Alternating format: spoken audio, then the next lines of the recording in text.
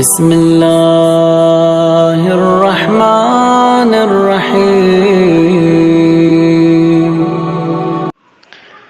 السلام علیکم ورحمۃ اللہ وبرکاتہ۔ آج کل ایک نیا شوشہ چل رہا ہے، کچھ گندی و غلیظ لڑکیاں اور عورتیں لائیو ویڈیوز سٹارٹ کر دیتی ہیں اور پھر کہتی ہیں کہ اسے 10 گروپوں میں شیئر کرو پھر نمبر دوں گی۔